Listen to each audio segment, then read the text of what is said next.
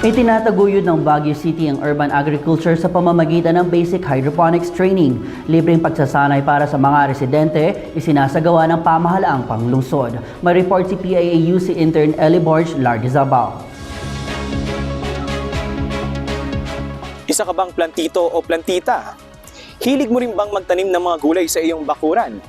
Baka gusto mong subukan ang hydroponics. Dito sa Barangay Andres Bonifacio, Baguio City, tampok sa mga residente ang libreng hydroponics orientation hands-on training nitong ika-10 ng Hunyo.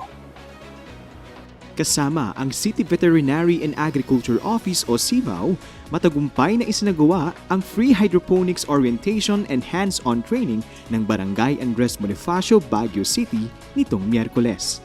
40 mga residente ang natuto patungkol sa modernong pamamaraan ng pagtatanim. Isinagawa ang aktibidad para himukin at magbigay inspirasyon sa mga residente sa pagtataguyod ng sustainable farming sa barangay. So ang pinaka main purpose nito is encourage namin yung mga residente talaga namin na talagang magtanim sila. So kumbaga during crisis kailangan natin hindi lang yung bibili ka lagi, pero kung meron ka diyan sa backyard mo at your own pwede ka lang kumain sa table mo, pitasin mo lang, makakapagluto ka na. So yun yung main purpose. Maengganyo lahat ng residente na magtanim through hydroponics.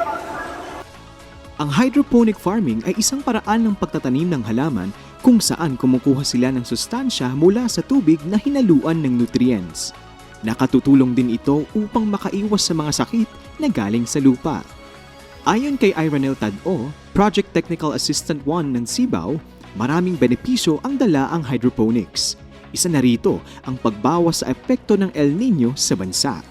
Dagdag pa niya, kayang-kayang gawin ito sa bahay at ituro sa mga bata. Kasi pag sinasabi natin na hydroponics, controlled kasi yung environment. So, pwede natin siyang gawin sa bahay. So, yun po. Unlike po sa traditional na, of course, soil-based siya, ito kasi soilless farming. So, yun nga, yung controlled ang environment. We can start small. Easy naman siya. Hindi siya yung kailangan mong bantayan palagi. Pwede siya din for kids, pwede natin siyang ituro sa mga bata. Yung kanina, yung sa pina-training namin is yung Kratky. So, more on sa passive na klase ng hydroponics. So, very easy siya and hindi naman siya magastos. Para kay Arwin at Laika, sa mga highly urbanized area tulad ng Baguio City, perpekto itong gawin dahil malaking bagay ito hindi lamang upang magkaroon ng pagkain sa bakuran, kundi pati na rin sa pagbibigay ng malinis na hangin sa syudad.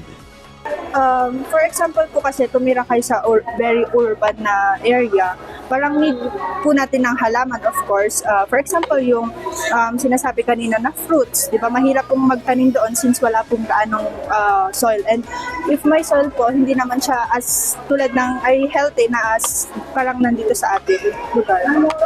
For me, tama yung sinabi ni Teacher Laika na especially if you are in a highly urbanized area, maganda na magbigay ka ng plants, especially it gives oxygen. At syempre very populated, maraming yung air not very fresh, very polluted ang air. And of course, as yourself na parang educator ka, it's a way na parang pwede mong i-share din sa iba yung natutunan mo in this type of situations.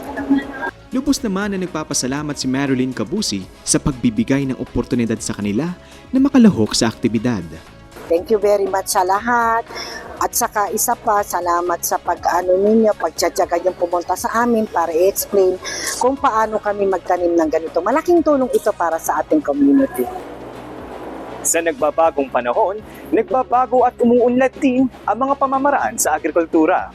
Mula sa conventional farming, maaari na rin subukan ang modernong pamamaraan na ito. Tipid pa ito sa tubig at espasyo. Mula rito sa Baguio City, ako po si PIAUC Intern Ellie Lardizabal para sa PIA News Cordillera.